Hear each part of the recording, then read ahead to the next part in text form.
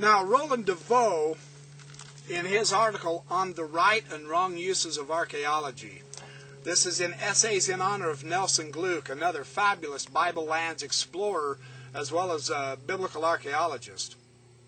Near Eastern archaeology in the 20th century.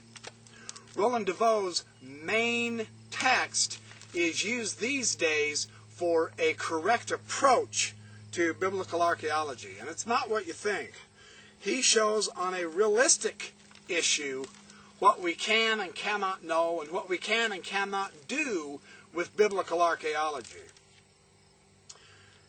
He says the various ways of the past various scholars to use archaeology to prove the Bible is real history or to prove that it is true, these are abuses. He says that on page 68.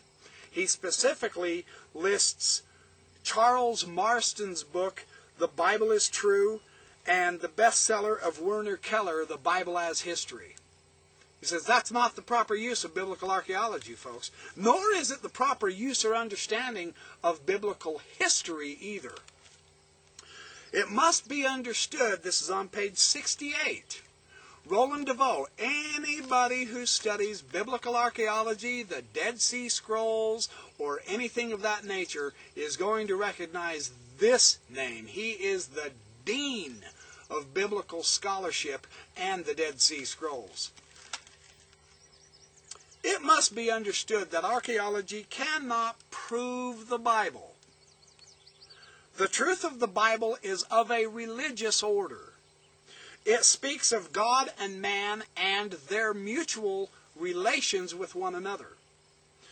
This spiritual truth can neither be proven nor contradicted, nor can it be confirmed or invalidated by the material discoveries of archaeology.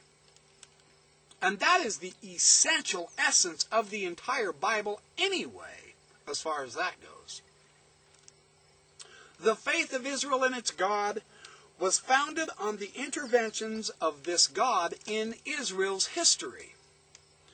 It was faith in Yahweh, who led Israel out of the land of Egypt, and who directs events towards the realization of his promises, executes his judgments, and fulfills his mercies.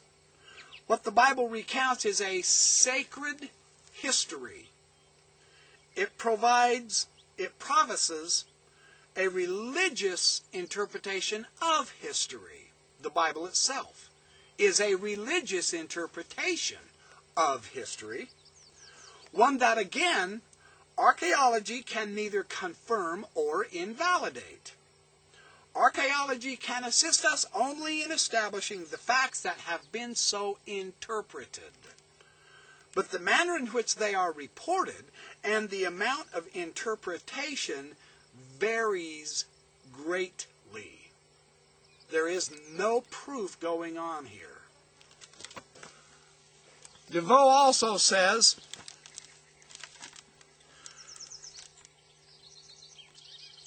that the Exodus from Egypt is a complete interpretation, and it may not necessarily be correct.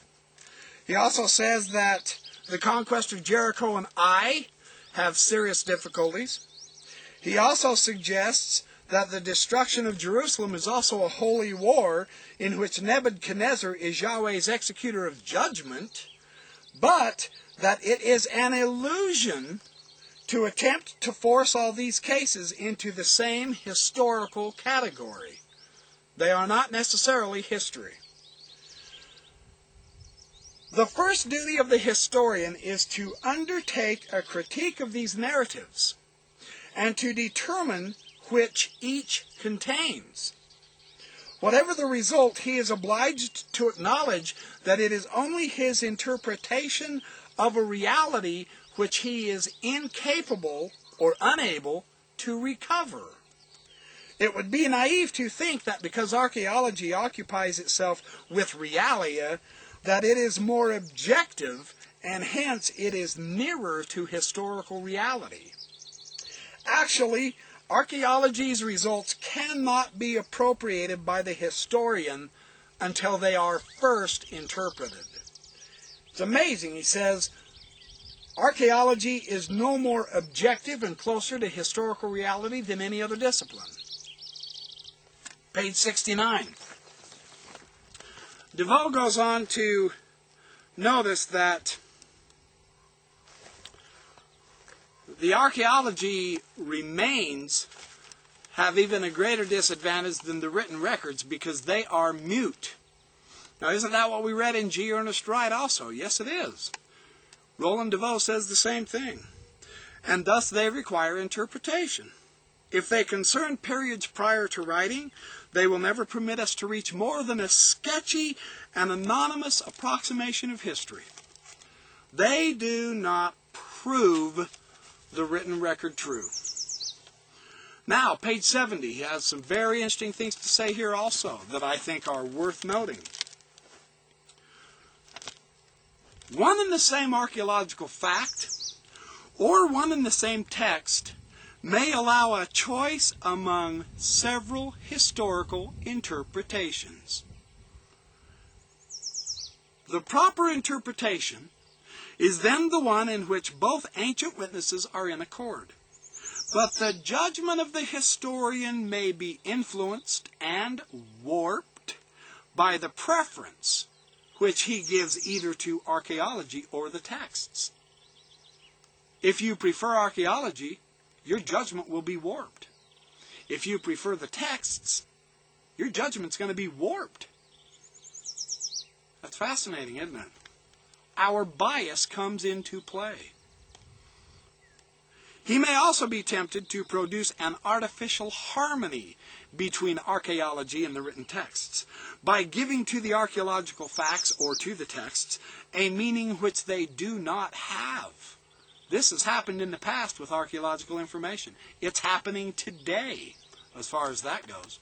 Witness the real serious discussion right now between Robert Eisenman, who contends the Dead Sea Scrolls are New Testament era documents, as opposed to the establishment of Dead Sea Scrolls scholarship.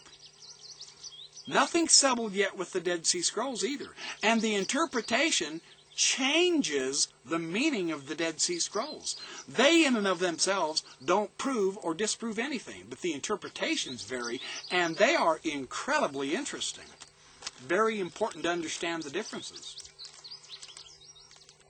The Earth's crust has preserved only a small portion of the monuments and objects of antiquity, and archaeology has recovered only a small portion of the small portion that has been preserved.